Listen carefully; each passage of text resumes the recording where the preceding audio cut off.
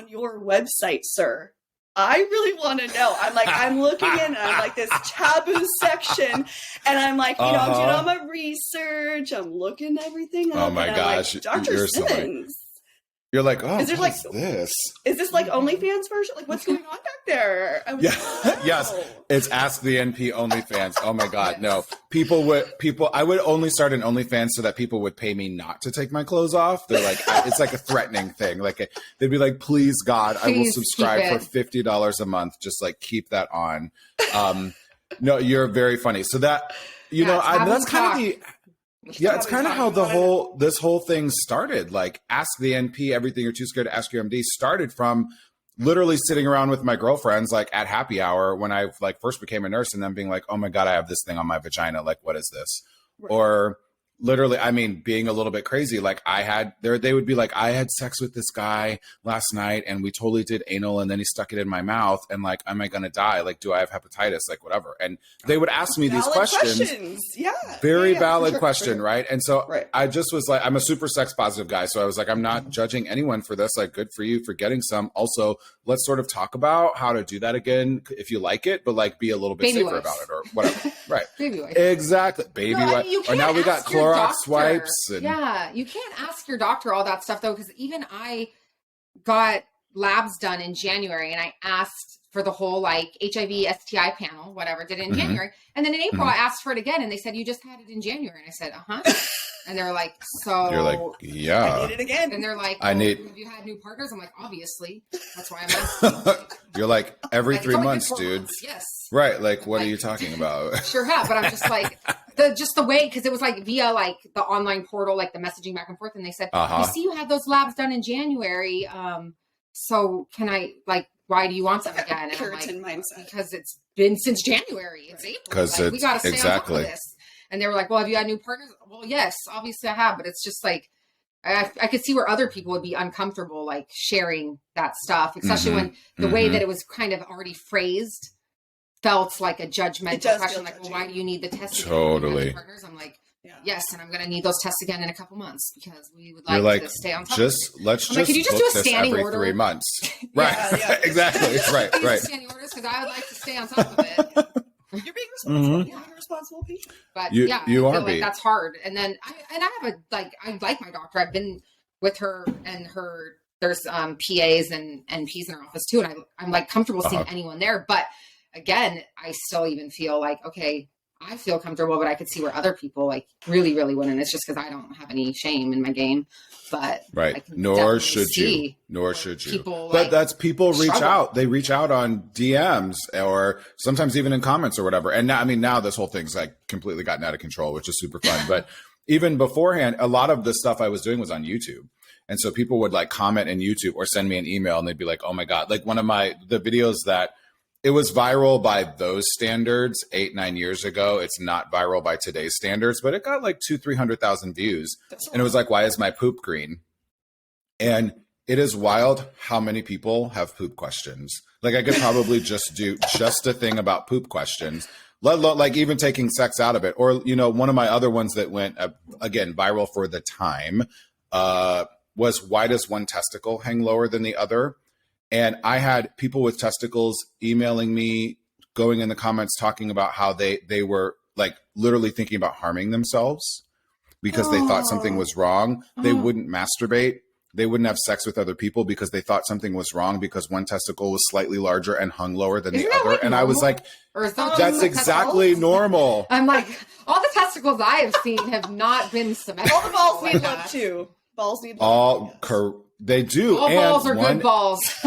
all balls are, and even if you only have one ball or no balls, like they're all great. And one is always slightly larger and hangs a little bit lower. Always. Like that's boobs. Totally normal. Isn't one boob always kind of larger? Almost always one boob is kind of larger. Yes. And then like you're like, you're like the ones I bought are the same size. No, I bought them and they still are different. Who knows? Totally normal. Okay, wait. We gotta. I love where this is going already, but we gotta ask you our first intro question. Oh yeah, please do. I'm ready. Ready? What is your unpopular opinion, sir? Oh my gosh. It's a good time. Whoa. The box is open. I should have been way more prepared for this question. What? Anywhere you want to go. What doesn't matter. What is my? I mean, I can't help but go to sports. So very contrary to popular belief, I'm like a huge sports nerd, and I love sports. I played a ton of sports. Which ones did you play? Did so in high school, I played soccer, volleyball, I ran track, and tennis was actually my biggest one. Ooh, okay. Believe it or not, I did not, even though I'm like 6'2", 240 pounds, I did not play football, although everyone in my family did. And then in college, I played. CTE, so there's that. Right. Yeah, thank God for that. Oh, and I forgot about basketball because that's the one I actually played a little bit of in college. And then I went on to play like club volleyball and, stuff like that. So, I don't like the Golden State Warriors at all. I love Steve Kerr, but I cannot stand the rest of the team. I don't like them. I don't care. Steph Curry? Yes. In fact, most especially Steph Curry. I do not know the man, but I feel like he's hiding something. I feel like all of this is BS. I think Aisha is totally in on it. She seems like a really great person, but I feel like they're hiding some like big. Can I get conspiracy theory with you? Because I feel like you'll feed into this. Totally. As well. Okay, here we go. Okay, have you heard the things about them having like maybe an open relationship? Oh, I have not heard that. Okay. That might even make me like them more, though. Okay, right. So yeah, and then there's like stuff about like that they're like married because they are portrayed as like the perfect couple because it's like perfect, there's no scandals around them. Yes. Right. And then there's been like these reports that like it's like actually all just for show. And that there's like possibly like an open thing and that she's out there just getting it. And so it's like moment. Which I'm not but we all like, kind of knew about Will and Jada. For like we've known about Will and Jada for years, right? Yeah. Right. Maybe that's why I don't like that. Maybe I'm smelling this. It's like maybe I'm sensing. Maybe I like you want to keep it real. I like that you're onto something though. Yeah. Hey, there might be something to that. I like it. I also think keep it real. The couples that are like so picture perfect on the outside and aren't really super transparent, like those are always the worst. You know what I mean? That are like that to me, there's always something a little bit deeper that's like, what's going on? 100%. 100%. Because everyone, and what you see is the social media thing, right? Social media, and then they show up and you spend 2 hours with them at a dinner party. Well, anybody can fake that for that long, right? For sure. Like really knowing the dirty nitty gritty of what's going on in couples, I think really helps because then people judge their relationships based off of other relationships, which we shouldn't do in the first place, but we all do it. Right. And then you're like, well, that relationship looks absolutely perfect and flawless and they never fight and they never have any issues. And so mine must be like the worst relationship ever, Yeah. I am already like just obsessed with you. I know. We need to actually go out for drinks since we're all Southern California. I knew it. I was like, which is totally why I was like, because I kind of had a feeling we were going to go there. I'm like, this is why I wanted to go in person because I was like, we need to get some happy hour wine. When we do it in person, we bust out the drinks while we record. Oh, we pop a little. I could pour. This is Zevia. Do you guys ever drink this stuff? It's like my favorite stuff on earth. Club soda, it's just like club soda, but it's sweetened with Zevia or like stevia. So it's supposed to be like whatever, but it is really good with liquor. I could totally go put some whiskey in this right now. I'm like Are you a whiskey guy? I'm a basic seltzer bitch. Are you like a La Croix? No, like a White Claw or like High Noon. I'm like a basic like alcoholic seltzer. Well, this is the true question then. I know y'all are asking me a bunch of questions today, but the true question is, are you White Claw or Truly? Like it's like Team Truly, Team White Claw. Truly is too sweet. Yeah, Truly is very sweet. I don't like hers is White Claw mango flavored specifically. Yeah. So we always have the mango best. flavored stock. Here's the key to drinking White Claw too, is you put it in the freezer. It doesn't actually freeze solely because of the alcohol content, but it gets slushy. A slushy White Claw fucking slaps. We're going into summer now, you guys. You're welcome. If you don't drink your White Claw slushy, get your life together. Have a great summer. Stop it. I think my husband is literally, babe, put the White Claw mangoes in the freezer. In the freezer immediately. And then you're going to have the best Friday afternoon ever. Seriously. And I have to meet with the tax guy this afternoon, so that'll be great. You need alcohol then, because I'm still drinking a tax blue this year. Oh my God, seriously. Oh my God. Yeah. Speaking of he literally, this is a special meeting. Was... He's literally calling me back in. Like I paid my, you know, whatever. I'm my so own it's not company. Good news then. No, well, he was like, you need to deduct more. He's like, this is bad. If you don't deduct more, you're going to have to pay. He's like, so pay this amount. Can you deduct the White Claw amount? Right. Please. How about the Costco whiskey, which I'm totally addicted those to are lately. Office supplies, as far as I'm concerned. At 100%. Right. Mental health. Office supplies and mental health, baby. Right. Fight me that those aren't office supplies. Your office isn't stocked with alcohol. You know, it's a thing. How is being your own boss? What's that like?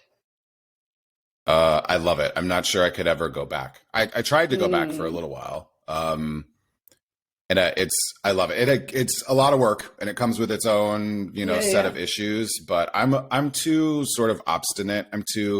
I've been kind of anti-authoritarian since I was a little kid. Like I'm totally that person. Yeah, totally. Right. That people are like, oh, you can't do that. So then I go do it, and I do it like 3 times as hard as I normally would have just because you told me I can't.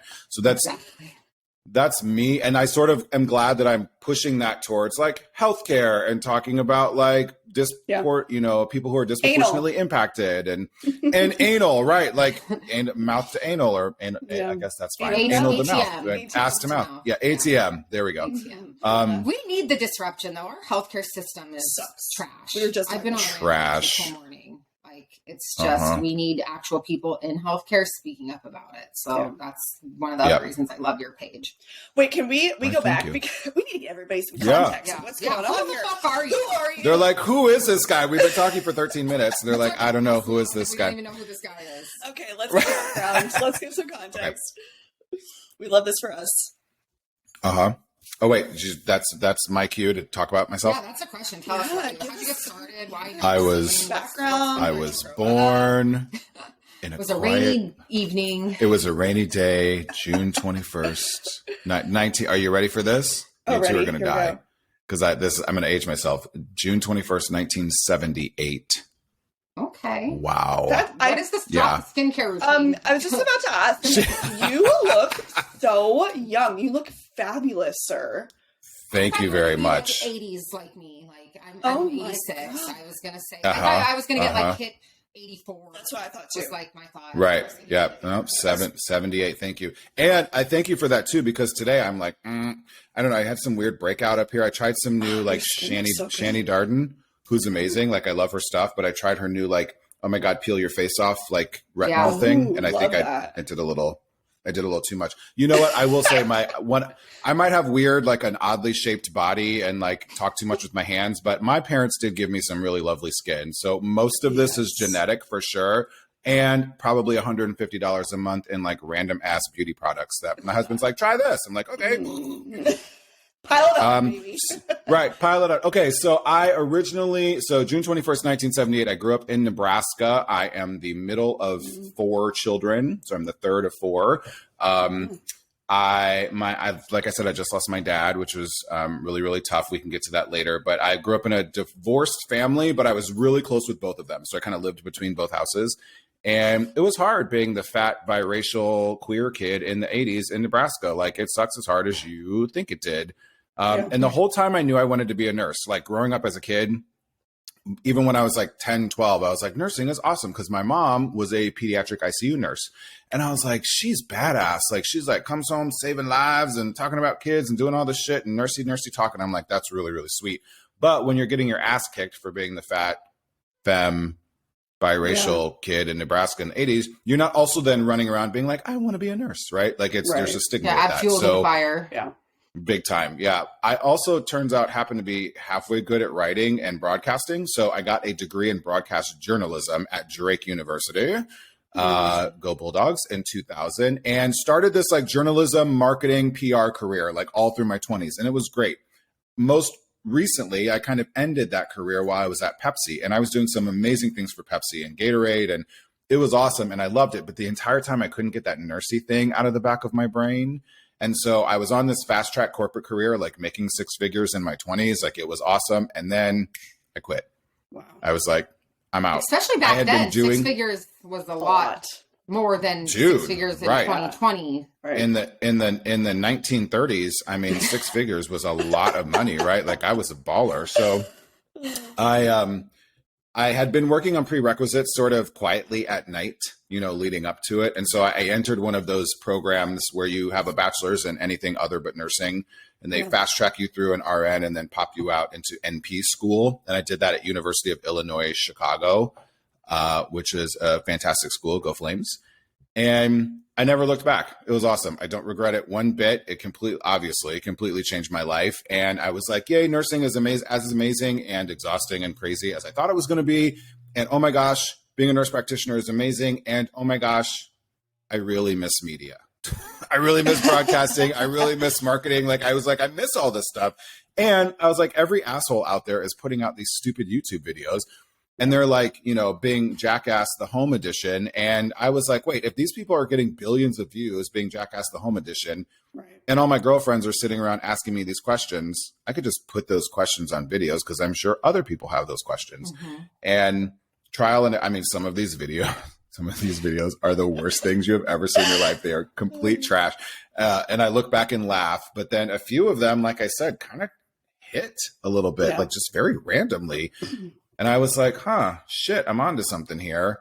And hence Ask the NP actually got a brand and a little tagline, and we grew it. And then we started effing around on Twitter first, and then Facebook, and then this Instagram thing popped up, and we started that. And here I am debating whether or not I need to actually invest in TikTok. Yes. Like actually do it or not. Yes. You have to. You would be. And I think so. You'd be one of those like 1 million TikTok.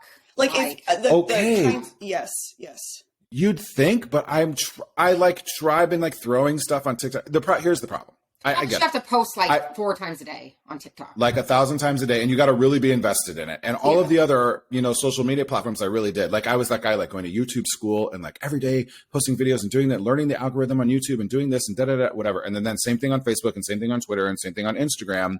And so I know if I pour my heart and soul into TikTok, I could make it work. But right now I'm just throwing it's hard. Shit up there. Wait, I want to completely validate everything that you're saying right now, because coming from OG world, in my head, Instagram, right?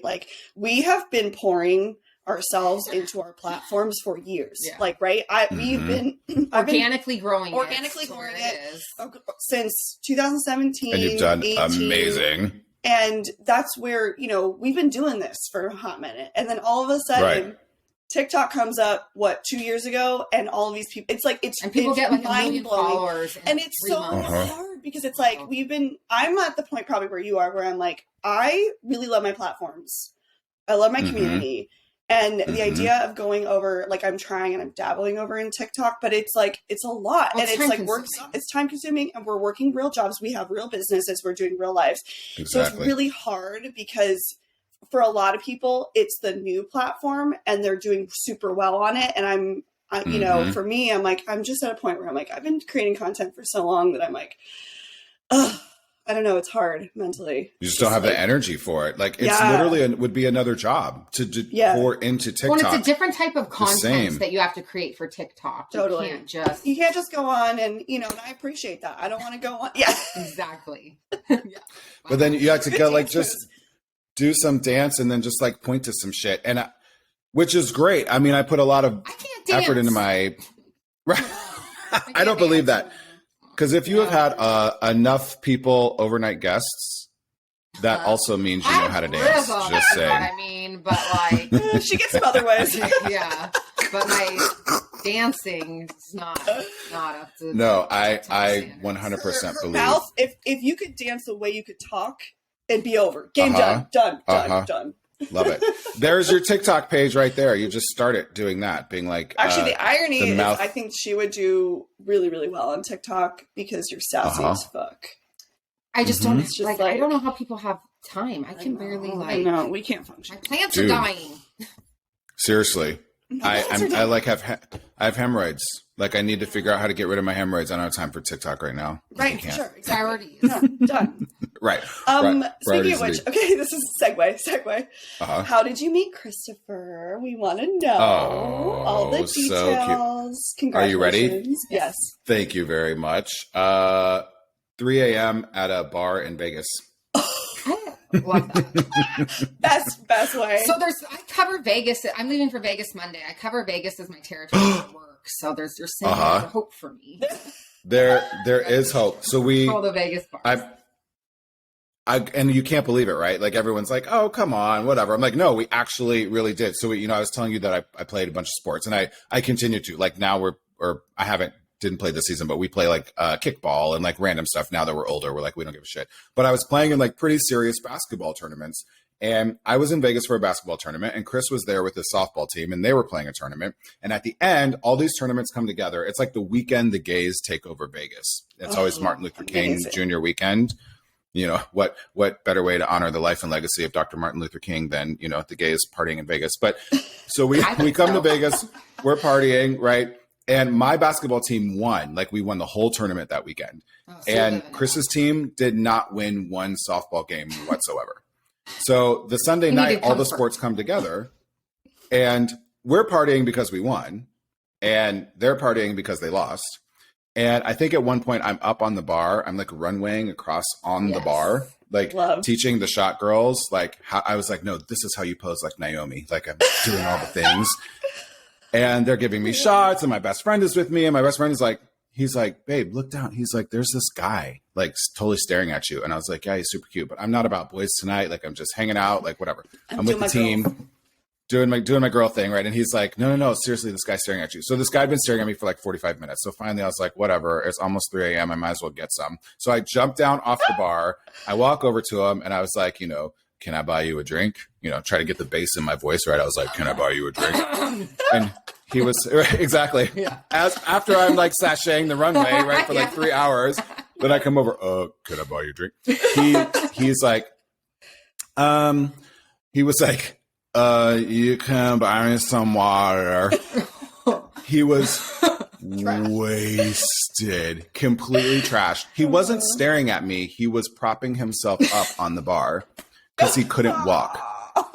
So this whole time I thought he was like into me, and it was really that he couldn't move because like the bar was sounds spinning. Like a story out of my life. Yeah. Well, fast forward 2 hours. It's now 5 a.m. We're like slow dancing in the lobby of the Tropicana. Just like so cute. A tale as old as time. There's a tale. Exactly, right? Like how all great romances start. Yes. And like, I don't know, his hands down the back of my pants, my hands down the back of his pants. Like, we don't care. Everyone's watching. It's 5 a.m. Like the sun's about to come up. It's Vegas, right? They've seen worse.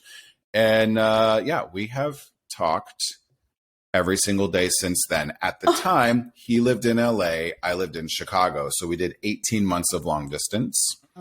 And then he finally convinced me. His timing was perfect because it was like a negative 40-degree weekend in Chicago. Wonderful. And I was like, I literally had to stay the night at the hospital because they had closed the interstates and I couldn't get home. So after sleeping in a like hospital bed, the next morning I like call him in the car. I'm like, all right, yeah, I'm going home. And he's like, how do you feel about moving to LA? And I was like, yes. So I can't ask you in the summer when the weather's nice. You got to strike. No. He's like, yeah, it doesn't do negative 40 in LA. I was like, yes, I'm moving. Like it wasn't about him. It was about the weather. I'm kidding. It was totally about him. Have you been liking it out here? Yeah. I love it. And okay. People are so amazing. Mixed. They either like move here and hate it and like can't wait to get out, or they are like, I'm never leaving. Yeah, it's for sure. Isn't it something? This is my thing, and I feel like LA is something. If you find your people or you find the right place, then I think it fits you. I mean, I hear a lot of people who maybe were in the wrong place, the wrong spot of LA, because LA, like segments of LA are very much like different. Like South Bay people are so different than, exactly. Like I would never want very to different ever. Can't even touch that zip code, That's not my thing. I love West Hollywood, but I like to go visit, what I mean, and go with the girls. But that's totally. And then Orange County is better than all of you guys. Orange County is way too white picket fence and perfect for me. Like I am not. So anyway, girl. Sorry, I know. We have I know. I was like, you listen. I'm like East Coast. I feel like you would live in the East Coast. Is that what you said? If it wasn't for the winter, I think I would totally move to the East Coast. I think my vibes are very East Coasty. Oh, for sure. She is like a New Yorker. I actually think she's a New Yorker. Like California people like look at her when she's talking, and you're like, I genuinely feel like you're a New Yorker. like, but I like, can't, like, where I'm are you anemic. from? I can't live in this cold weather. It's the worst. My I mean, hemoglobin have said you been no. to New York? Have you spent time in New York? Yeah, my best friend went to NYU, so I used to have a good old time in my 20s in New York. Whoo, Yeah, child. Yes, that place to party. Oh my. Yes, yeah, we don't have the stories I shan't tell. Oh yeah, oh, my that's God. a whole And other I'm like, podcast. Maybe we should do an X-rated seriously. version. Yeah, we need a password protected Ask the NP taboo episode. Yes. right. Yes. That's right. Tori's the thinking New of York starting stories. a Patreon for the certain podcast, episodes just for this kind of that thing. we really want to get spicy with. I think that would be a fantastic idea. We should put that out to our listeners for feedback. But we've been talking about it because we're like, the ones where like we really want to pop off, but can't quite. We're like, we're toying with it. Yeah. You'd be our first guest on that. Thank you. And I was like, if this is behind a paywall, I will totally pop off with you. Like, I will go crazy. Because also KTLA will be like, you said what on what podcast? I'm like, I mean, my whole life, kidding. I'm always constantly like reading all my jobs, like code of conducts. Like, I literally have my lawyer, like, she has all of my employer's code of conducts. And I'm always like, please advise. We're like, where can we say, what can we what not can I say? reasonably is this right like while you're editing, your lawyer's also like listening in on like, FaceTime and like, no, edit that out. Cannot say that. Yeah, sorry. I have no filter. I want to know, speaking of which, because nursing is, it's very, how shall we say, prim and proper. What was your experience like as a nurse? Like, just a little dabble into your journey. What was that like, starting as a nurse and then moving through? I had this really fantastic, I got super lucky.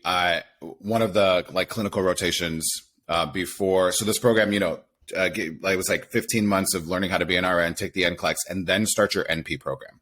And my last, see, I'm burping up the damn soda water. The last clinical rotation for my RN portion of that was at this ER on the west side of Chicago, kind of like out by O'Hare. And they only take on one student and one new hire a year. And so I got that like coveted role of being the student. And okay, sorry about that. I got that coveted role of being that student. And then they offered me to be like, you can be our like one new hire this summer. So I had this incredible experience of like very hands-on, very focused, with all these like old seasoned badass nurses who had been like working night shift in an ER on the west side of Chicago for years and years. So it was a really, really incredible learning experience. It was really, really hard. Illinois does not have patient ratios. So like having 8-9 patients in the ER every night, like was like totally, I was like, okay, I guess this is just like normal. I mean, it was hard and it sucked and it was, probably unsafe at sometimes, but I learned a lot. It has always been a little bit of a thing. Every job I've had or every hospital I've worked at that I don't think a lot of people think about is you sort of have to like come out every time. And it's not always, you're not always sure how safe you're going to be. Like, you're not always sure if like, this is going to be a good place for me or not, particularly because like my very left leaning politics are pretty evident. So sometimes you're working in these arenas, especially like an ER. Like I love, in fact, this person who was calling on the phone right now is my nephew who wants to be a firefighter / paramedic. And I love firefighters and paramedics, but like a lot of times our politics didn't agree. But when you're in an ER and you're an ER nurse, like you have to work very, very closely with each other. And so stuff like that was sometimes a little bit interesting. Like, here's the queer guy coming out again, talking about X, Y, and Z, but like, I got to get along with this fire captain or this charge nurse who's might have gone on to fill for who. So that stuff was a little bit hard, but I think that's just kind of the Midwest in general. Culturally, it's so weird that you have to come out. It's not like straight people have to come out and be like, so just so you know, I'm straight. Like, you know what I mean? It's like the whole. Thank you for getting it. Thank you for getting it. It just, and I think that's just something also, I tend to agree with you on, it's a little battle of like, why should politics should not blend in with our profession? Like that just shouldn't be a thing, period. Mm-hmm. But it just, sometimes you just can't help it. It controls our profession too, though. It does. And even things like, system. And even, like sometimes these, and this is not all firefighters. So whoever firefighter paramedics are listening, like I really do love you. Like I'm not throwing the whole profession under, but like some of these guys would bring in someone and they'd be like, oh, this fag was down the street, blah, blah, blah. Or this tranny, blah, blah, blah, X, Y, and Z. And I was like, hey, can you not? Like, this kid just like got his arm broke and his ass beat or whatever. Can you also not then call him a fag to his face? Like, you're supposed to be the one like protecting and helping him. Right. And so, oh, James, there you go. It's always got to be about that. Like, and I'm like, no, it doesn't. I haven't said boo to you in 3 months about anything. But like, what are you talking about? You're the one that just called this kid a fag, right? Like, I'm not going to be that dude who's going to keep my mouth shut. I have learned as I have aged that timing does help, right? It's like you can't just always pop off. But so things like that, like slowly. Not even, it's very slowly, even at age almost 44. But it does matter because when we just collectively let those little comments slide, then nothing ever changes. Yeah. Yep. And that's 100%. Kind of the problem too, is then people, I feel like, because I get this all the time where people are like, you're always trying to be so politically correct or you're always oversensitive. I'm like, no, I'm literally not. I just trying to say what's right. Speaking up and speaking about up for people. Something that is like, I think everyone's like, you're like the whole snowflake connotation of me being like so liberal and snowflake. I'm like, so just saying that people should be treated with respect is being oversensitive or like a snowflake. I'm like, no, I'm totally with you on that. Yeah. It's been like, such what was, going back to, your upbringing and like, obviously I think you were also raised in a time that was so different. What was your experience like coming out to your family and like, were they surprised? Were they not surprised? Like, how did you, sort of navigate that? I love that you use the word surprise because my funniest coming out stories are like all of my high school friends. So the day after I graduated high school, are you ready? Which was in 1996. I like burned the closet door down. I was like telling all of my guys on the basketball team, tennis team, and my best friends, whatever. I was like, you guys, I'm gay, and they were like, oh yeah, duh. Like they were like not. Literally, there was one person who is still one of my ride or dies. He lives in Milwaukee with his wife. He was the only person who was like actually surprised. Like everyone else was like, yeah, girl, we know. Were you offended by that? Because I feel like you're like, kind of. Trying to like not, I was like, I would be offended. Right. I was trying to be straight this whole time. So you saying I'm not good at acting then on top of it? Yeah. Like, basically. So that was kind of the friend response. I did, here and there throughout my life, I have had some friends who, because I grew up in the church. So my mom went from being a nurse to a United Methodist minister. But even when we were before that, we grew up in the church. So, and United Methodist Church on the whole is kind of middle right a little bit. Like it's not crazy. It's not like Southern Baptist or anything, but it's, they don't allow gays to be pastors and be sexually active is basically how it works. So like you can be a part of the church and be gay. You just can't like have sex. Which is dumbest thing ever, right? It's like so dumb. So some of my church friends got a little weird about it. My family was always super, super great. I told my mom when I was 12 and she was like, everyone has a phase when they're 12. Like, why don't we revisit this in a year?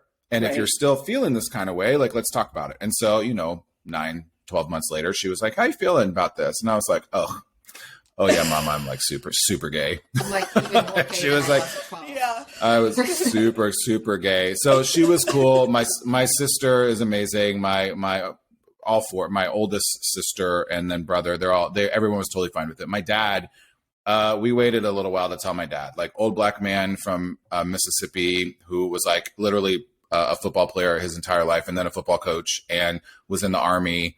Like all of the stereotypes of like, how is he going to react to all of this? We sort of waited a while and then dad actually it took him a minute, but dad actually ended up being super cool. And before he died, we had these big jokes that he actually liked Christopher, my fiance, better than me.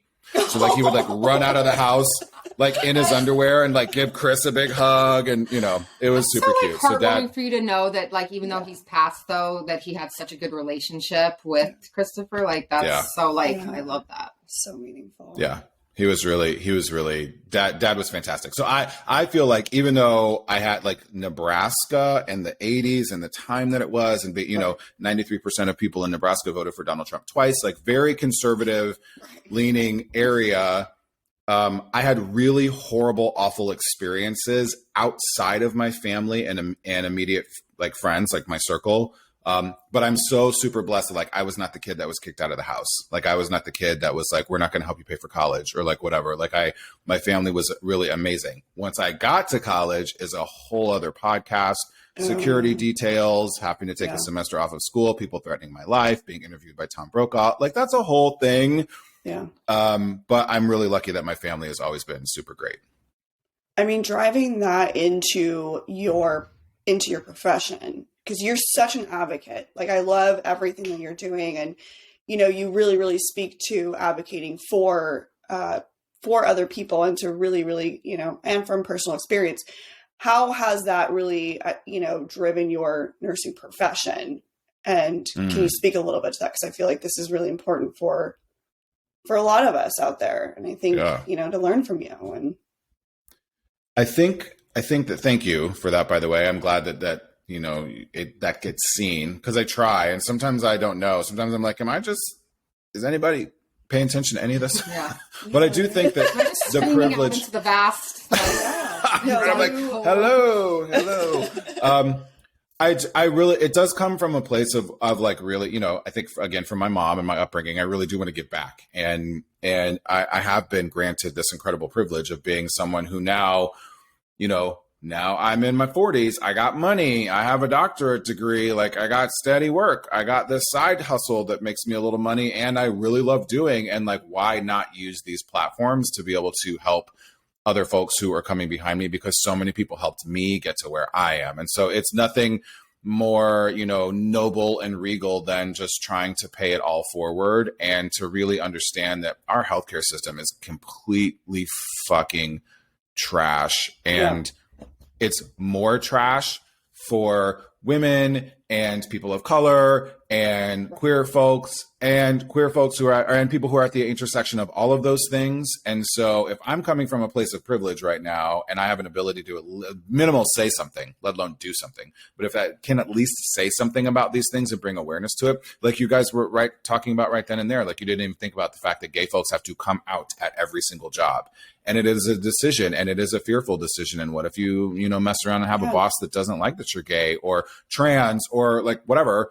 It's a thing. And so even just talking about it openly, then people can, hopefully some of your listeners feel the same way. Oh my God, I never thought about the fact that they might actually not give a shit about how bomb of a nurse I am, but someone might actually be caught up in their feelings about the fact that I'm gay and then make my life miserable at work. Like that is a reality. It's still in 2022. Even in a place like Southern California, we still face, and I feel like since I have a platform to talk about it, I'm going to. You know what the irony is?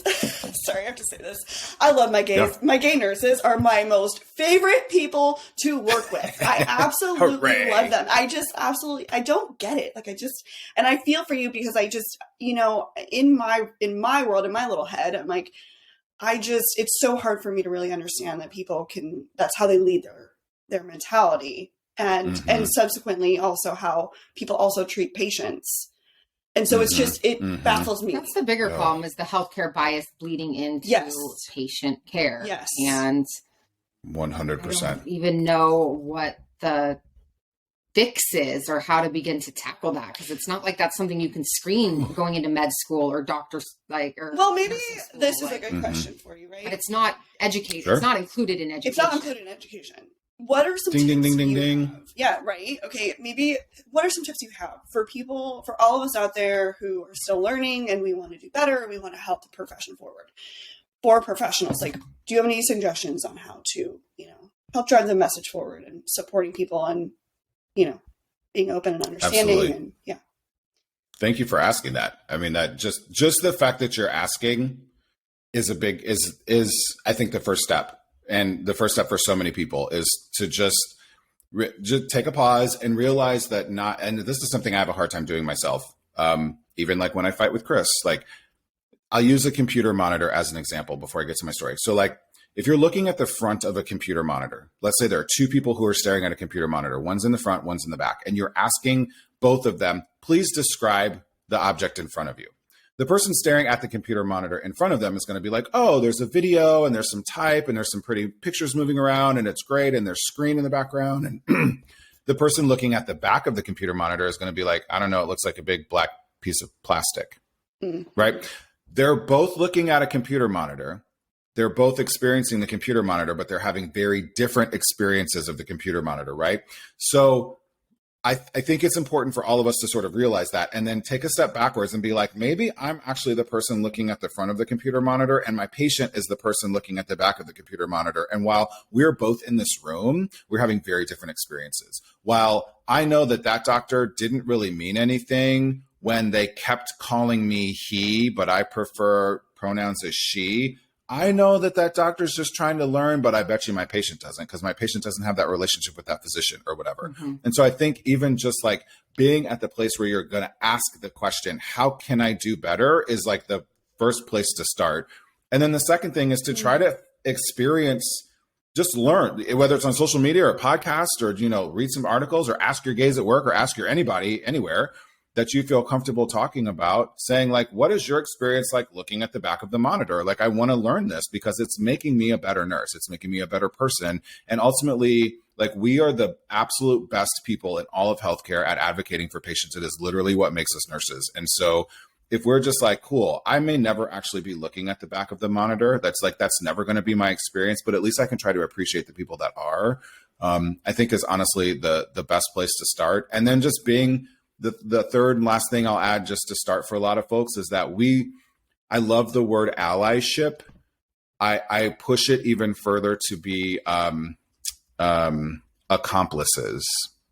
So like if the gays are like, this is a thing and we're, you know, if all 12 of your gays at work are like, this is an issue and we need to fix it in the hospital, do even more than just being like, yeah, you're totally right, I got you. Like, go to the meeting with them, sign the petition with them, right? Like, say something to your manager and be like, listen, I'm a cishet, like, female. Like, I know this doesn't impact me, but this impacts our entire organization, people that I care about, and the way we take care of our parents, because our patients feel that. So ask the questions, you know, try to learn a little, even just a little bit as you can. And then also, like, don't be afraid to be an accomplice.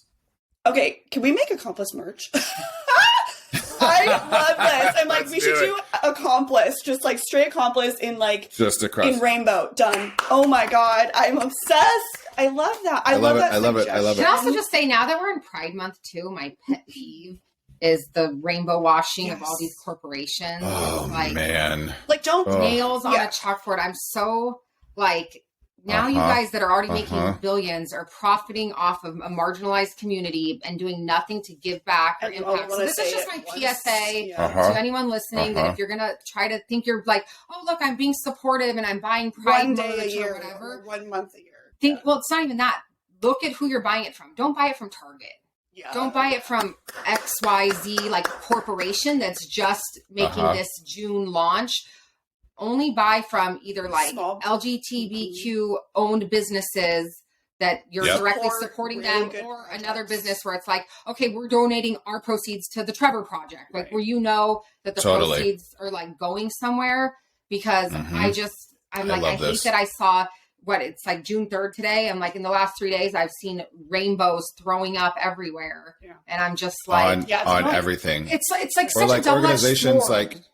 Yeah, you're like, you're happy that they're like coming to the party, but it's like everything's a business, and it's like they decided, hey, we could look good and be supportive, but we're going to profit off of it. Right. So it's like, what are you doing? Totally. So frustrating. And even on top of that, like, you're not only are you going to profit from it, but then also, like, I will put AT&T on blast. They are not my cell phone provider, but I will put AT&T on blast. And they're just one of many, many examples. AT&T gave almost $275,000 to anti-trans organizations and to lawmakers who are helping push these anti-trans bills in other states.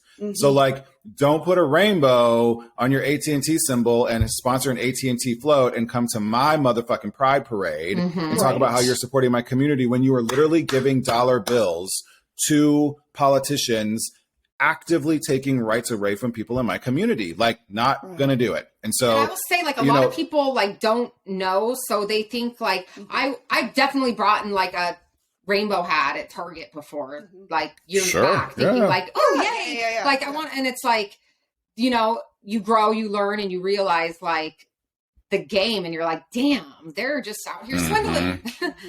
Like, they're just, I mean, it all comes down to capitalism. Yep. Like, I mean, if you really want it, that's a whole other podcast too. Yeah, that is. You know, a lot of Don't people get me ask me like, started. how do we fix the healthcare system? And I was like, well, we fix the healthcare system by fixing But capitalism, fuck the which is patriarchy and abolish capitalism. exactly right. Like so many people don't realize this, right? We're in the business of healthcare. Yes. It is a business. And so the fact that sometimes I can't transfer my patients to higher level of care because of the things that they need, and I literally have to discharge them home without necessarily the highest quality of care, even though we live in the United States. Like grandma today, she's supposed to get discharged from the hospital, and she was at assisted living and fell, and now she's all kind of confused. We don't know if she can go back to assisted living. Her insurance won't cover like home health care, so it's like a SNF, which to me, a skilled nursing facility is like a death sentence. It's going to fast track her into it's really scary to everything. So we're just like, the system is, and like providers, like her attending is so sweet. She's like, I don't want her to go to a SNF because I think she'll get worse there. I'm like, I think she will too. And she's like, she ordered home health, but home health isn't covered by our insurance. And we're like, this whole system, you have this doctor who I really like, her doctor who is genuinely trying to do right by her, and her hands are tied because of insurance. And I'm like, that's so sucky to be in that position as someone like you, who's a provider. You write the orders, you're genuinely trying to do what's right by your patient, and you're getting this big roadblock from insurance. It happens all the time. And even, you know, the hospital where I practice is in one of the poorest communities in all of LA County. And so, you know, it's even worse, to just be completely frank. If you're Black or brown and like undocumented, you know, say what you will about all that, but just like, you know, if I don't care what your documentation status, if you need healthcare, like we should be able to give it to you. But then, okay, great. So I've sort of stabilized you, but then you still need a lot of rehab. You still need a lot of follow-up. You still need all this stuff. And like, I got no place to send you. I got nothing. Or you got to go wait in line at county for like 6 months. Like it is a thing. And yeah, it's pretty awful. Yeah. Are you going this weekend? all my love to your grandma, by the way. Thank like, you. I hope it all works out. That's tough. Just the system is like, I think it's funny you caught me on such a day where I'm dealing with my own like psychiatry bills and insurance and then the things. So I've been on a rampage from 8 a.m. and right up until this. So like, you already caught me good for you. You already caught me all fired up about like fuck the for-profit. No, that's good. System. Seriously. Are you going to Pride this weekend? Oh my gosh, we are not going to Pride. So I feel like I'm debating on going Sunday. I got invited to WeHo's Pride, but I have a 7 a.m. flight to Vegas on Monday, and I'm like, I know You're that like, if I go, I don't know how to do anything you can, halfway. Like if I go, there's I'm no going. just like there's no. You could just pack your bag and then just go to Pride and then go to the airport like from Pride. Hungover, drunk, right? So. She could do it. Is there any other way to go? I mean, it's madness. What are you doing this month? Are you doing anything? This is so funny because I do a lot of work with Channel Q, which is the largest LGBTQ like radio station, if you will, and we actually broadcast all over the country, but they're based in LA. So I do a lot of things with them. Channel Q is actually marching, and they're going to have a radio presence there at WeHo. So when you go by, say hi. No, my husband and I are actually sort of sneaking away this weekend on purpose. It's been a really intense, like 4 or 5 weeks. And we just need to get away. And so our best friends are older and they live in Oceanside. So believe it or not, we are actually foregoing WeHo Pride and we are going to Oceanside to just like hang out in their pool in the backyard and like do nothing that we both need. Yeah. So it is the best. We might try to do a little bit of LA Pride the following weekend, though I'm on call at work. So when I is can't San get Diego crazy or anything. That's a fun one. I think it's the end of the month. I think it's the end of the month. I think it's the end of the month. Yeah. I was going to like end of June. We should go with this. Yeah. San Diego Pride's a fun. Now, what you should do, you asked me what I am doing, by the way. Yes. Sorry to interrupt, but I'm super excited about this. So I'm on the advisory board for an organization called APAIT, which does a ton of really great work here in Southern California, in Orange County and in LA County for folks. We have sort of 3 pillars: housing, mental health, and people living with or at risk for HIV, particularly in the LGBTQ community. And we have this super fun event on June 16th. So if you're listening in an area, you should buy your tickets and come. It's called Sashay the Runway. Oh. Yours truly may or may not be in a pair of heels, working the runway along with some like professional models. I know. And we are honoring I can't say who this person is, but they may or may not have a super famous show about drag queens. We're honoring a person. Laverne Cox is going to be a part of it. Martha Cho, Alec Mappa. June. I know, it's super fun. June 16th. It's Thursday, June 16th. It's called Sashay the Runway. Yeah. And it's up here in LA. It's in Hollywood at the Are there Avalon. tickets? Like you have to buy tickets? I worked the night before, but I should. I work during the day, We're going to release your episode on the 14th. So. Oh, right.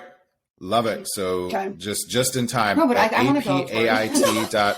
Or I worked the night before, but we should. What time is it at? Doors open at 6. Show starts at 7. Oh, that's doable. We could go. We could totally do that. Uh huh. Oh my god. Are we going? It's going to be so. Oh my god! I think you should totally come. It's so fun. And people that are local too. No. Come. And listen, yes, all the selfie people that are local, please come. Now listen, tickets ain't cheap. Not gonna lie to you. Okay. But it all goes to it is tax deductible, and it goes to a really, really great cause. We actually own. Where do you find the tickets? I'm like Googling right now. APAITonline.org. Okay, we're looking right now. And then the first thing that should pop up should be like in the scroll in the middle. It should be. It's kind of an old website, but it should be Sashay the Runway. I got to be a part. This is the best part. I got to be a part of the model casting a few weeks ago. Oh, no way. Oh, Laverne. My God. Hello, Laverne. Listen, some of these models, not going to lie to you. Like, ridiculous. Well, some of them literally were like, oh, I just got back from New York Fashion Week, blah, blah, blah. I'm like, oh, you're like, this is like legit, like a legit model thing. Oh. But then some of the guys showed up and we were like, well, some of our guys are going to need to wear underwear. Like part of it is an underwear show. And so would you be comfortable? Like, we would like to see you in your underwear or swimming suit now. Like, would you be comfortable with that? And at least half of them right there, just right, boop, like clothes off. And they're walking around this like rooftop in Hollywood, like in their underwear. And I was like, sometimes I love my job. This is fabulous. Thank you. You had. I know. I was like, well, and I had to run the camera to take pictures of everybody too. So I totally felt like that like creepy casting agent, be like, oh, come over here so I can take a picture of you. You know? The roles have reversed. Those super fun. I know. But it's raising money for a good cause and our housing initiatives. So cool. We get a lot of queer people off the street through our transitional housing and like into jobs and tons of stuff. So it's really, really, really great. Okay, when we're done, we're going to ask you because we will link everything too in the show notes for everybody. But Perfect. Because we see different. There's $75 and then $200. No, $250 is the regular ticket. $75 is for those with lived experience. It's for good cause. Hey, I love it. Yeah. For an actual and nonprofit that's giving real resources. And I think there might still be like the VIP thing because I think there's like $250, but if you got in early enough, there might. No, it says one VIP things. runway ticket is $250. Yeah. So I think VIP comes with a little stuff, like a little nosh, I think, and a drink or something like that. Okay, wait. I want to go back to this because we're listening to a lot of potential future nurse practitioners, nurses. You're listening to a lot of, healthcare umbrella. But I want tips. I want specific tips on how we can support and move the needle forward for minorities to help close the gap with disparities. What suggestions do you have? Or to help support, minority, just big picture ideas, 3 tips, Absolutely. Any good, I want specific good ones. Very specific good ones. I do think that when you are at the table, whether that's a nursing table, you're a nonprofit organization, a hospital that you're at, or whatever, when you're sitting at the table, look around the table and see who is helping make the decisions. Because one of the things that ends up being the worst for us queer folks and fat people and brown people and black people and whatever is that even and this is no offense, but even well-intentioned white people end up making the decisions for us on our behalf. Absolutely. And just like you don't want me to make a decision for you, probably about your uterus or what you do with your body, right? Because I don't know what it's like to be a cisgender woman.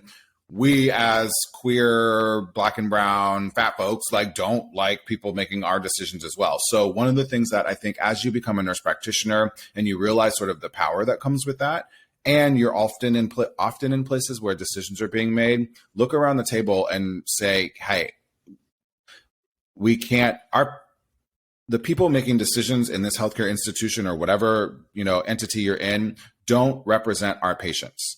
And we need to be representative of the constituency that we're serving, of the people that we're serving. And so it doesn't mean I want people kicked out of the room. No, but let's figure out a way to bring in the right people who are, of course, qualified and whatever, but bring in the right people who can help make decisions about what our patients look like. The other thing I think is words really do matter, which is why I'm glad to hear that both of you sort of speak up and say things. Like sometimes even when it's kind of uncomfortable, like know that you're going to get a little tiny bit of a label, but also people are going to like throw mad respect at you when you're like, actually, let's not use that word.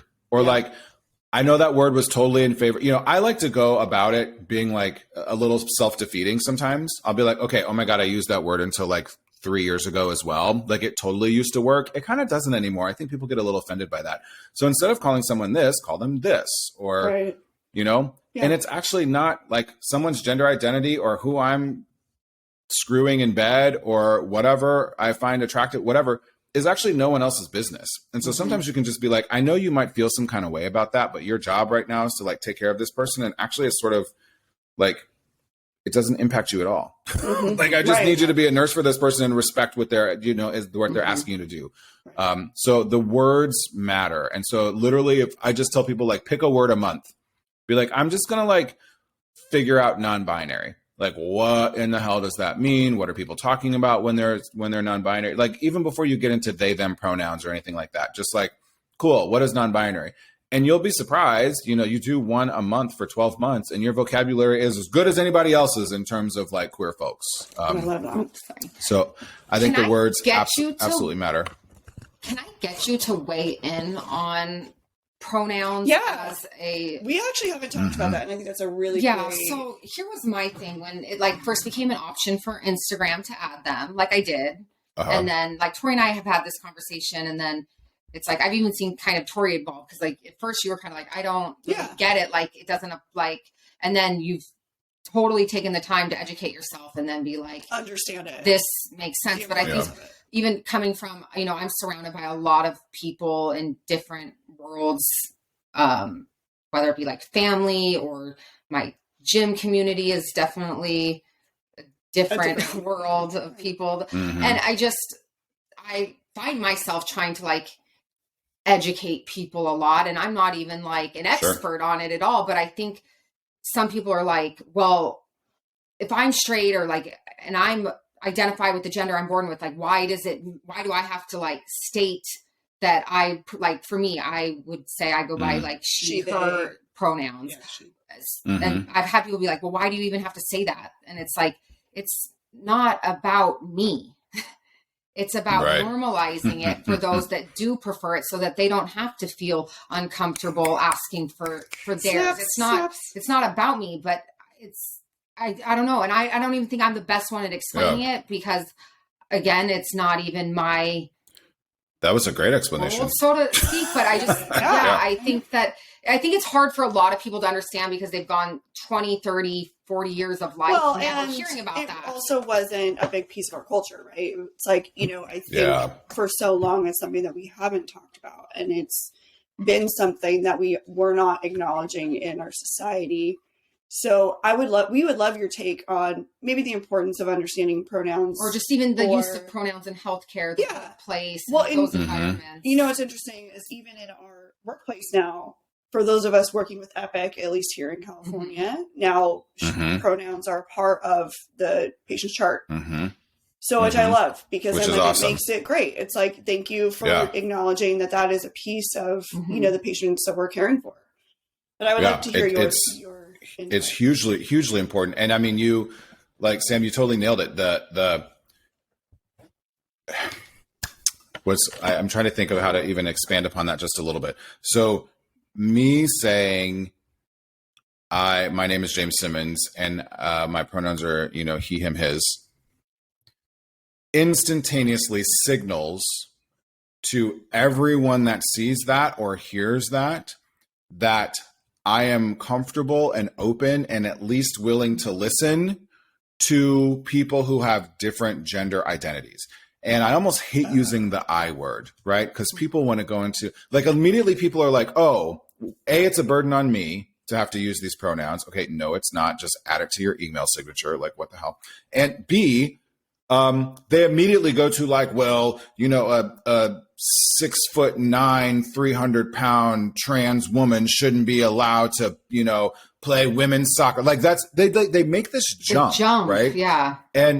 And sometimes it's just, hey, like, let's just start at the pronouns. Like, we can get into the science of how gender is very much not binary, and we've known this for a very long time. It's how our society allows us to express gender is very binary, right? But in terms of the like actual biology, both brain, like how the actual brain works, the emotional and mental aspect of it, and then even genitalia, it's not completely binary. It just isn't. Mm-hmm. And so many cultures in the past, long before puritanical Christian-based white folks ruled the world, embraced multiple different, what we would now call gender identities. In fact, more than 60 individual indigenous tribes in North America revered and often had as chieftains and spiritual council and whatever individuals who were not on the binary, right? And so, yes, if people want to get into this whole historical context about it, you can. But ultimately, when it comes down to it, is me just saying he, him, his signals to people out there that you can be a little bit comfortable around me expressing your pronouns in whatever way you choose to express them. And I then have just never heard it put that way. there. I'm sorry I had to say this. And I yeah. love that. I think that's actually like for someone who, for me, for example, for understanding, I think that is a good way. It's just basically saying like, I support you. I am here with you. This is how I want to express myself. Equally, you can. That's I'm also really, like a really, safe really place I'm for a you. safe place. That is totally. I acknowledge that is you insane. And I validate you. That's amazing. Okay. Yep. And that's literally just what it's. And I think it's important for everyone to remember that your feelings about all of these things, are valid, like whatever people are feeling. It's because a lot of it's how we've been taught and whatever. And our communities you talk about people in your gym and at your family and whatever, like those people really have impact on us and they influence how we see and perceive the world. Which side of the computer monitor are you on? But at the end of the day, you don't have to, like Martina Navratilova is a great example. You know, I disagree with her. But Martina Navratilova does very much not believe that trans women belong in sports with cisgender women. She doesn't believe so. But Martina Navratilova is a huge advocate for the entire LGBTQ plus community. She has trans friends. She is supportive of the community. She's supportive of, she does not believe that there is necessarily a binary, but as a lesbian woman, you know, I think 17 or 18-time Grand Slam champion, she does not believe that trans women should be on the tennis court with cisgender women. So even people who are advocates for the community feel some kind of way about things differently. And that's where I think people go to, you want to use your pronouns are they, them. Oh God, you must want to, you know, be in the bathroom with my child, heaven forbid. And you must want to play this sport and you must do all this stuff. And you want me to give you special privileges and the whole politicization and the polarization of it gets out of control. Whereas extremes, really, yes, they go to the extremes, but really if you are wanting to be an accomplice to the community, one of the easiest ways to be an accomplice is just to be exactly like you said, both of you said, like, look, I'm a safe space. I'm going to just say this. I don't have to say anything else about it. Hi, I'm Dr. James. I try to, and sometimes I'm not always the best about it, but I try to be like, hey, I'm Dr. James Simmons, or pronouns are he, him, his. I'm here today because da-da-da-da. Like, it doesn't have to be a big deal. And then people that I'm speaking to or the classrooms that I'm guest lecturing or on my social media, whatever, they know that they can be like, hey, I'm a non-binary person. My pronouns are they, them. And oh, by the way, I broke my toe. Like, can people do anything about my toe? Like, most trans and non-binary folks have lots of health things going on that have absolutely nothing to do with their non-binariness and their transness, right? Like, they're just people. So... Can I be petty for a second also? Like, what the fuck is it to someone who's like, if someone says, I prefer to be called this, and you're just like, oh, like why is it such a big deal? Like, I don't call me Sammy. I don't like to go by Sammy. Call me Sam or Samantha. So how is it any different than saying, actually call me they or he or it's no whatever. different. It's like, what the, like, I don't want people to call me Sammy, so don't fucking call me Sammy. It's no different. Like, if you want to be they? Like, is it that hard to just I will say this do it? There's a transition period, right? For understanding they. And just, we're all learning. I am still getting used to, if someone wants to be called they, I'm getting used to it. But you know what? I'm open to it. And I'm like, yeah, if you want to be called they, I'm going to get used to calling you they. It's just, you know, having the open mind to it. This is not having the open mind to it. And this is, you know, I also want to definitely acknowledge, you know, because I have a lot of like trans and non-binary folks in my life, that this is not my lived experience. So I am not speaking about these things as on behalf of that community, because I am adjacent to, but an advocate for, an accomplice. And so, you know, I think a lot of trans and non-binary folks will tell you that, at least in the very beginning, that's very right. Like this, I just call me they, like it's not a big deal. Understanding the deeper level of like lived experience of trans and non-binary folks, ultimately, in truly being an accomplice, is really important, right? Is really important in understanding that there are trans folks out there right now having their rights taken away from them, and also like just being fucking murdered. Just for being trans, just for existing, which does not affect anyone, right? It doesn't affect you personally, and just the hate that comes with that is unbelievable. Right. And it is really unbelievable. And so, you know, I think that's absolutely one of the first places that you can start, even just signaling, like, you just using these pronouns. It doesn't really matter. I grew up, my sister's name is Samantha, and she's the same way. She's like, don't ever call me Sam. Like, we would call her Sammy to piss her off on purpose when we were being brats, right? Like, I totally get that. And if that's the place where people need to start, and just be like, you know what? I don't like being called Jimmy either, right? I'm James. I really don't like Jim. I will tolerate Jimmy, but like, don't call me Jim. I don't know why. Like, just don't call me Jim. Okay, fine. And also my pronouns are they. Okay, great. Like, whatever. Who cares? Yeah.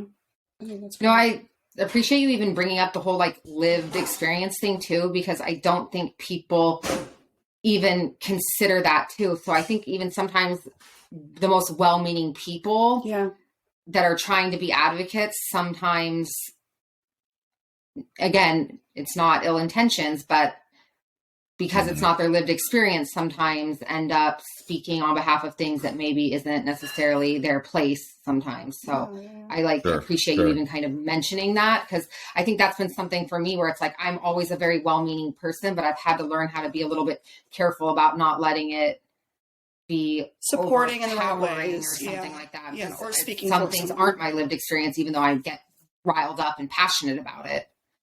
What are some suggestions you might have? Yeah, for people who want to, you know, for all of us who are learning, like, are there any tips on like how we can be better in that way, or like maybe some good resources as well? Obviously, you. I think a lot. I'm the best resource ever. No, learn from folks. Right. Dr. Simmons is a resource for everything. That is not true.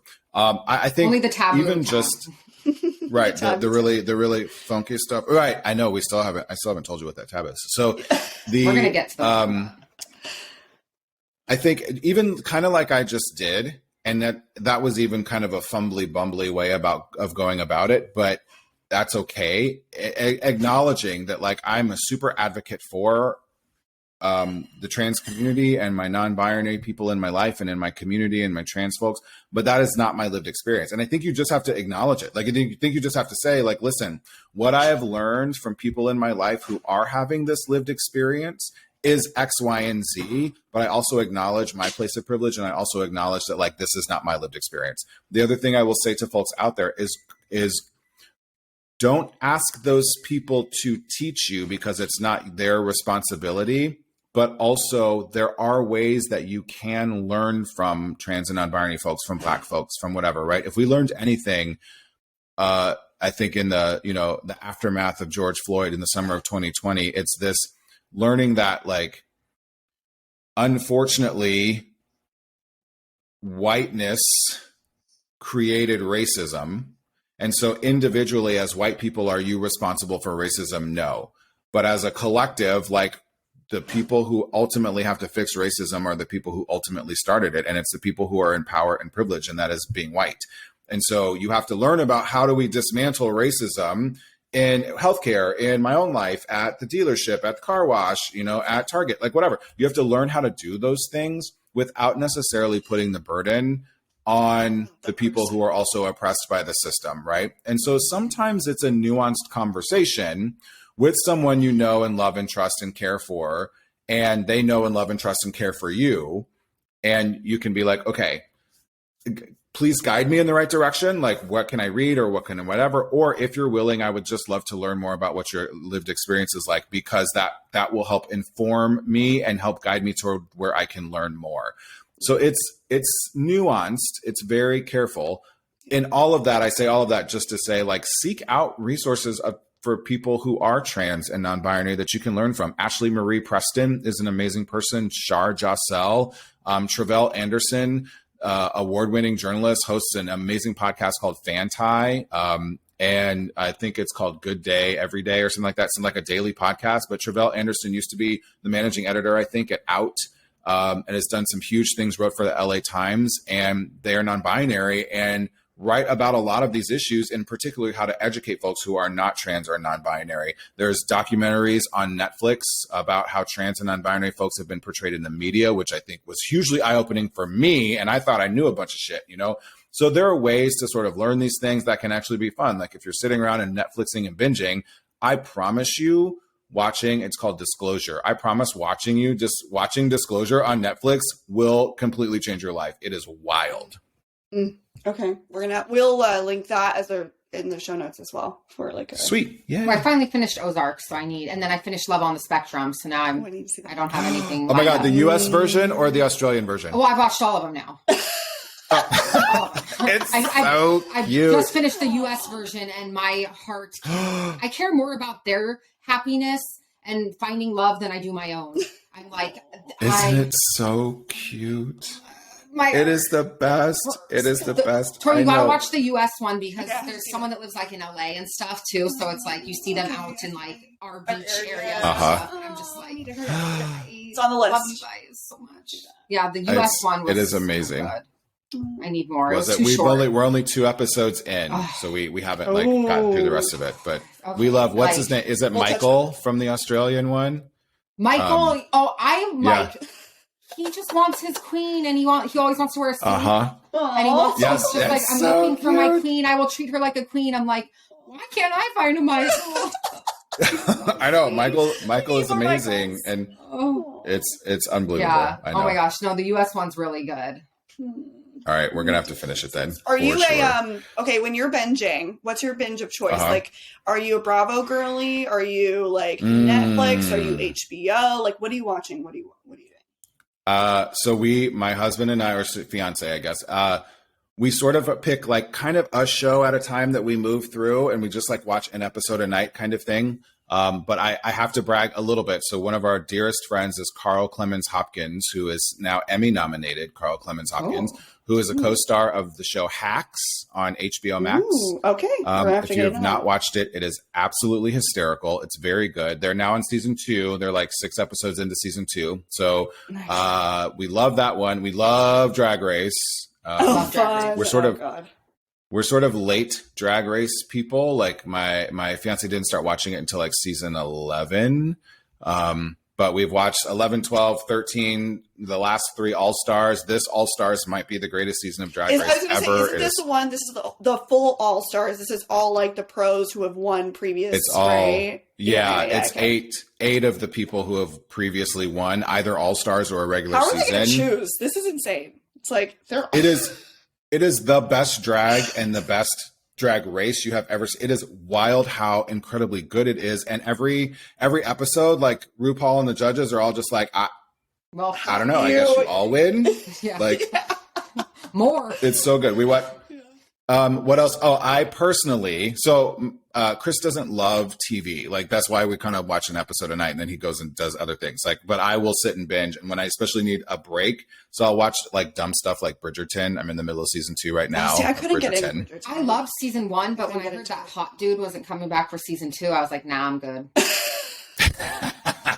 Reggae Jean. I couldn't get into it.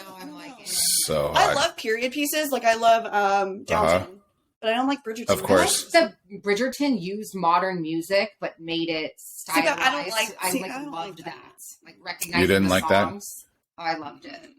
Did you watch? So wait, Tori, since you like Downton Abbey, did you watch The Gilded Age?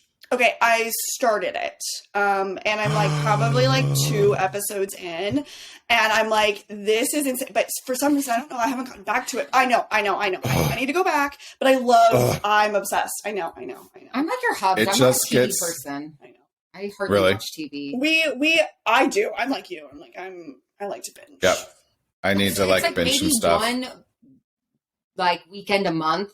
If I finally have nothing to do, I'll sit down and binge like an entire season of something, and then it'll be another 6 weeks before I turn on my TV again. I like the escape for me mentally, like especially after like my shifts and things like that, or like unwinding. It just kind of helps me to like not focus on things that I know I need to get done.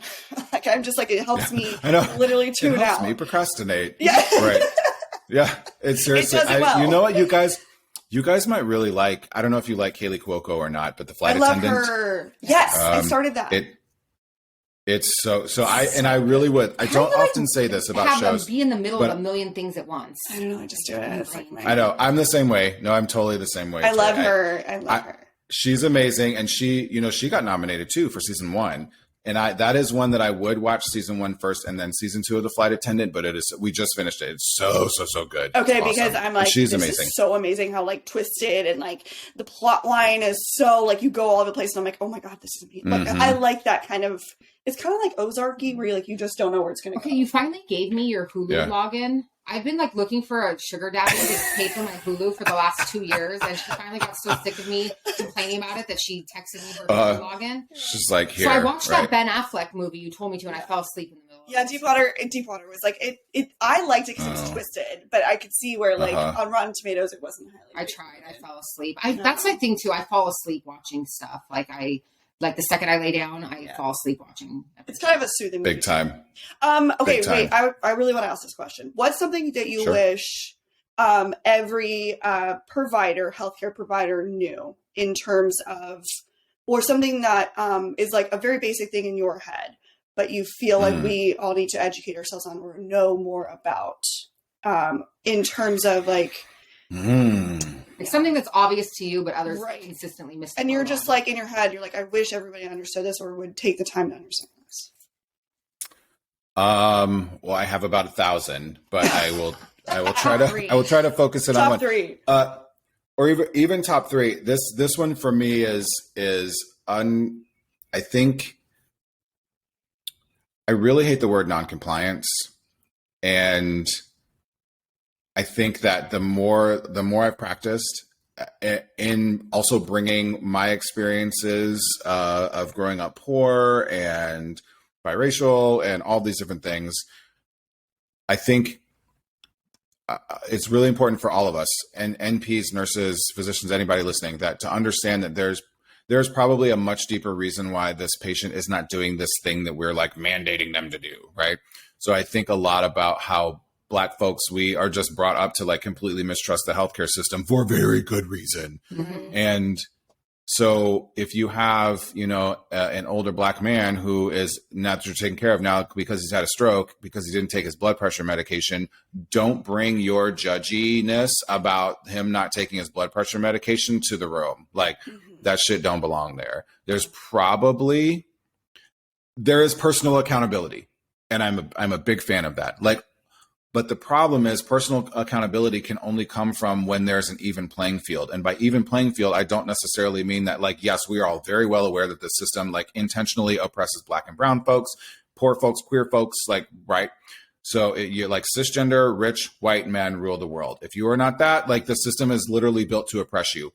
Otherwise, even things like how we communicate to that older Black man about why his blood pressure medication is important, why he should take it every day, why that maybe you should pick that over changing your tire if your tire can wait 2 weeks, why that blood pressure medication is maybe that important, has probably not been communicated to him in a culturally appropriate way that he's going to understand from someone he trusts. Mm-hmm, right. So likely it's been from someone who does not have his shared experience. And the research is very, very clear that we get better healthcare from people who have our shared experiences. So women generally get better healthcare from women. Like Black folks generally get better healthcare from Black folks, because that two-way conversation is much more honest, because I get you, I feel you, you and I have had the same lived experiences. It's why LGBTQ folks, if they don't have an LGBTQ provider, they need to find someone who is an accomplice, right?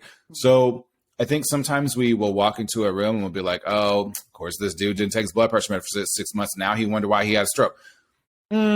Maybe dial that back, because we all do it, including me, right? I'm not going to say that I have not been guilty of this, but part of this is pumping the brakes and realizing that multiple times along the way, the system has failed this dude. And so whatever, I guarantee you he has personal accountability, because he couldn't turn into an old Black man in the United States without figuring out some way to live. So I promise you that that's there, but that the system has failed him so many times in terms of understanding in ways that he can and ways that are culturally appropriate to why this blood pressure medication was important for him. And I just use that as an example. Same thing, like women, cisgender women who have belly pain and like vaginal bleeding.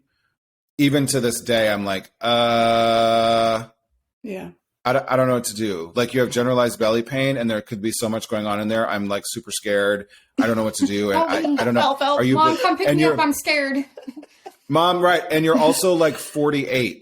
So like, are you bleeding because you have fibroids? Are you bleeding because it's your period? Are you bleeding because you're menopausal? Are you bleeding because something's wrong? Like, I don't, So, but what I can't do as a provider is bring in like, oh, here we go again. She was in the ER 4 times in the last month because of belly pain. No, she probably was in the fucking ER 4 times in the last month because the healthcare system is not designed to help figure out what the hell is going on in cisgender women's bellies, right? Because we're all just like, oh, you got a UTI, here's some Bactrim, go home. Like, no, there's probably some other shit going on. And other than like shoving a wand up her like vagina, we're not very good at figuring that out. So what I have to do is not bring my biases or fear into that room. So I think it's just going into like understanding how we have to continually operate in this healthcare system that continues to fail so many people, and try to rise above it on an individual basis, on individual patient interactions. It's so frustrating how so many people, and I've been on this in the patient side, where it's like you have to prove that you're not crazy or something when you're like trying to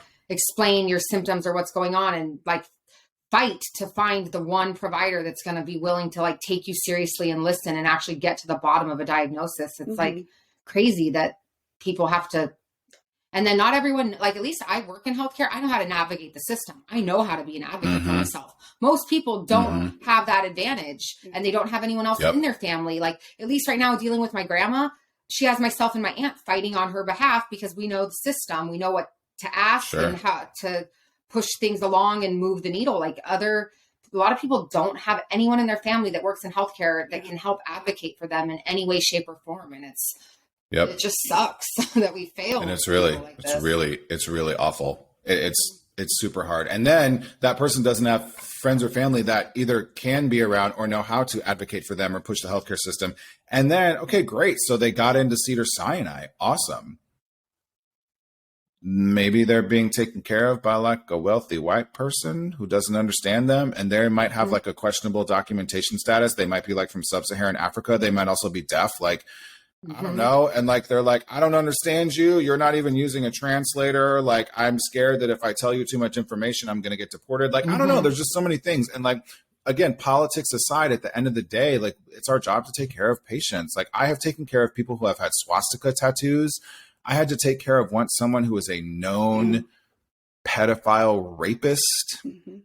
And I did exactly what was needed to be done to stabilize that person. And then I went to my charge nurse and asked to be excused. I was like, I'm not taking care of a person who has swastikas. Was a bunch of people in the waiting room ready to come in here. Like, this is not going to be a good situation for everybody all around. So the patient is stable. I've done what I need to do. Can we switch nurse? Right? Like, there's always a way to sort of handle things. I take care of drug addicted mothers. We have parents who abuse their children. Like the list is so long, of things that we're caring for. And you're right. You just have to put everything aside. It's just, and at the very least, do what's best for the patient in the moment that it needs to be done, and then explore options, right? I'm not saying I need to be best friends with the guy with swastikas. Right. No, but like this guy, you're not going to like sit around and chit chat when you bring him a warm blanket. Totally. Totally. Right. He's like, my feet are cold. Sure are. That was your part. surgery. Did you have a warm blanket? No, the warmer's broken. Sorry. I challenge anyone, and I don't know. I'm actually surprised I never got in trouble teaching nursing school because I am such a loud. I think you're also teaching to the generation who wants to hear it, though. Would always just challenge people, like, if you can't leave your bias at the door, you're not at least open to learning about other people's lived experiences, then don't go into healthcare. Just don't. Absolutely. Yeah. It's not your right to work in healthcare. So if you don't think that you can leave certain things at the door, then don't come in. We don't need you in this space. Word. Yeah. Amen to that. Can we have a fun rapid fire round? Yeah. We have let's do it. some good ones. One word or one sentence only answers. Ooh. Okay. Clearly, as you can tell, I can talk. So let me change my brain. I don't think I okay. can do One word, one sentence. All right, let's do it. You go. Okay, if you could live anywhere in the world, where would it be?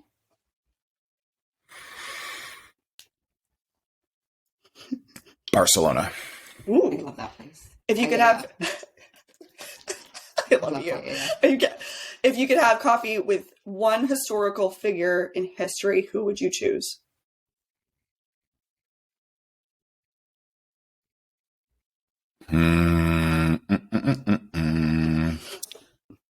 James Baldwin, probably. Ooh. Okay. Favorite cuss word? Oh, the F-bomb for sure. Say it. Say it. Actually, motherfucker probably is. It's different. It doesn't it though? Like this Like, stupid goddamn motherfucker. Yeah, exactly. Yeah. Mm-hmm. Favorite cocktail? Lately,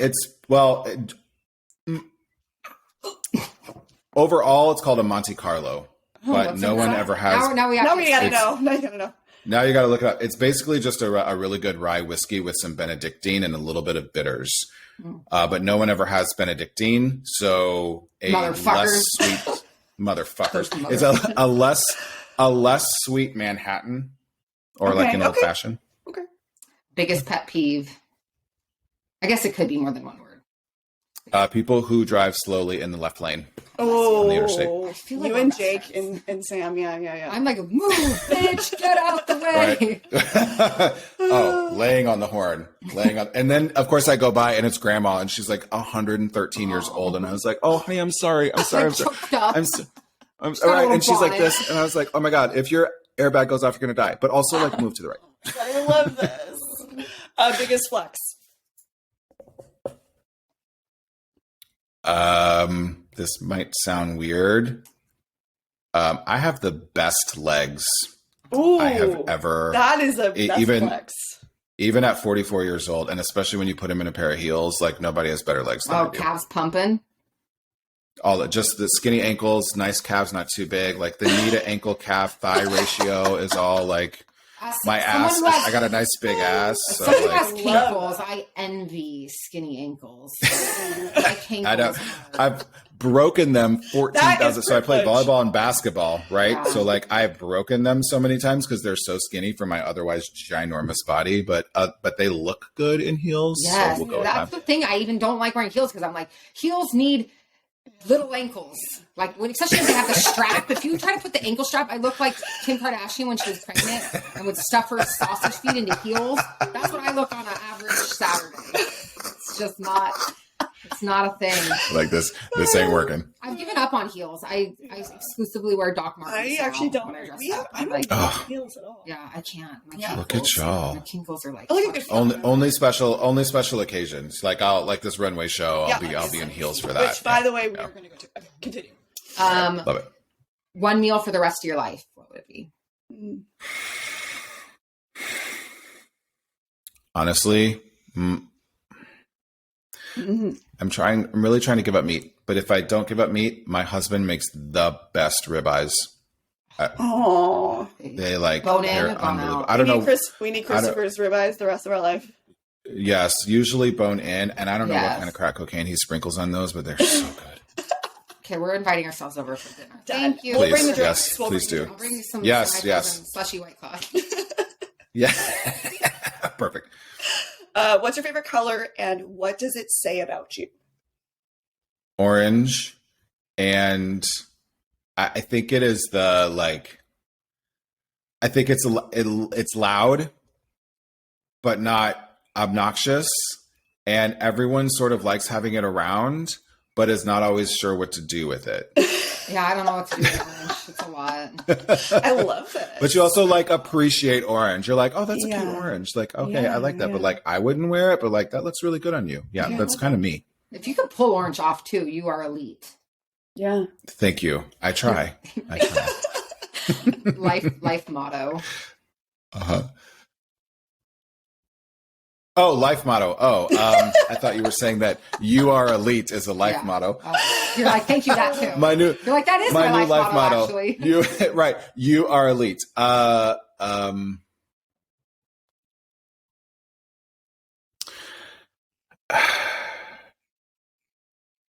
Lately, it's been, you are not special. Oh, okay. We're gonna need to elaborate. Wow. Yeah. Am I allowed during rapid fire to elaborate? Now I know. I think that's it just helps me keep everything in perspective about how we perceive and experience the world. And so everything that is happening to us is happening to us, and we don't know anyone else's experience. And so we feel like it's the worst thing that's ever happened or the best thing that's ever happened or whatever. Like, no one has had a worse day than I have because my flat tire was flat and I got chewed out by my boss and this patient told me I was a horrible provider and like whatever. Like, no one's had a worse day than I have. Actually, there's probably a billion people who are having a worse day than you are. Like, perspective. You aren't special. Like, everyone that tries to Penelope each other. Do you know the Penelope character from Saturday Night Live? She was the one that would like twirl her hair. Oh, and like when she was talking to Peyton Manning, the one-upper, right? So Peyton Manning would be like, oh, I just won the Super Bowl. And she's like, well, actually I invented football. So like, I'm just like a little bit better at football than you are, right? You do have good. We all try to Penelope. Wiig, right? It's Kristen Wiig, who is absolutely unbelievable, so talented. But she would do that. And I feel like we all try to do that. People are like, oh my God, my life is just like so I'm just like so busy. Yeah. And so is everyone else. Like, you're not special, but it's more of a mantra for me. It's more of a mantra for me to realize that I have had an incredible amount of highs and lows in my life, but ultimately they are no higher or no lower than anybody else's. And like, just keep it all in perspective. Like, I'm not special. I'm special to me, and like, people love me, you know, I love myself, like whatever, but I'm not, this thing that's happening to me is not special. It's not really any different than anybody else. I love that. We're all out here just trying our best. Right. Basically. Exactly. Okay. We really want to know what's that tab on the taboo talk. We want to know what's behind it. How do we get in? How do we get in? So Taboo Talk is actually, I can talk a little bit about it. Taboo Talk is actually one of multiple television concepts that I've created with my creative partner, Brett Grafton. And we are currently in the process of trying to shop that and several others around to production studios and networks. And so that tab is actually still under password protection because there is a particular production company who is looking at this TV show, but we signed an NDA with them, meaning nobody else can look at this until they either give their yes or no, if you will. So stay tuned for some stay tuned and send all the good juju and vibes out into the universe that like one of these pops. Yes, I want to see it. We're all about the taboo. I wish I could tell you like all about it because it's so everyone's just going to have to follow you and stay tuned for all this amazingness. That would be awesome. We're so excited. Everyone please follow me on all the platforms, but I have 1,900 followers on TikTok, though I've been trying to do this thing for a year. I don't even know what to do with that. So like, if you're listening and you feel like following me, go show me some love on TikTok. It's at AskTheNP_ on TikTok. Love that. What about for your other platforms? Yeah, where can everybody find you? Everywhere else is just at AskTheNP, including AskTheNP.com. Did someone steal that from you on TikTok? Oh, should we kill them? They sure did. Do you know who did? Me. I am the dumbass who put in at AskTheNP, forgot the password, got locked out of the account, have emailed them no less than a dozen times, trying to like get into Ask the NP because that one actually has like 5,000 followers and has like 4 videos that had like hundreds of thousands of views. Oh my God, that's so funny. But then I like locked myself out of it and I can't get back into it. And I dying over don't know how. Is that not hysterical? That's so I had to go create a part different of old account. people trying to be on TikTok, because I call us old Yes. for TikTok. It's like, Yes. you lock yourself out of your own TikTok account. Right. You know you're old when. Yeah, when you can't log into your own TikTok. I have literally had, I partner on some things with Providence Health System, and they have like a relationship with TikTok, and they literally had the Providence IT people talking to the TikTok IT people to try to help me get into the account. And even they couldn't figure it out. Like something happened and they're like, you're just gonna have to create a new account. So I had this one account that really was like doing really well. Dang. And then I locked myself out of it about 9 months ago. Oh my God. Yeah, here we are. Oh my God. We are going to have to do another episode with you because I have so many questions. I would love that I know, so much. I would love that. We literally scratched the surface with you. This was so much fun. Totally. But I next time it am has to be in so person. thankful for y'all having me. Yes. This Oh was my God, amazing. please. And we will No, feed like you random house alcohol. I don't know if you could hear them earlier. There was like house stuff going on back here. Hope it wasn't too loud. No, it's totally fine. No, Okay, thank you yeah. so much for coming on with us today. We know you're so busy. We Thank absolutely you for adore you. having me. We're going to have to do this. And also, we're going to forget like feelings cocktails. very mutual. Yes. And we need to do this with drinks next time. Yes. Yes. Absolutely. And 100% we're- agreed. Yeah, we need a happy hour though in LA ASAP. Yes, absolutely. So We should get like a reality TV crew to just like follow us around during happy hour. That would be that is quality. That is top tier content. Absolutely. I mean, I have like Yes. 2 White Claws and I do the walk dance in a like public. I mean, you sober is Let's- entertaining enough. Yeah. So we love Oh my God, I love it. And then we can put it on TikTok because it's a dance. Oh my God, true. win-win for everyone, right? Done. Then we'll blow up. We love Love this it. for us. Thank you so much. Enjoy Dr. your James. little Love you. vacation weekends. Yes. Get some Thank good you. I will. relaxation Right in. now, it's the tax guy first in like Oh, half an oh. hour. Wah,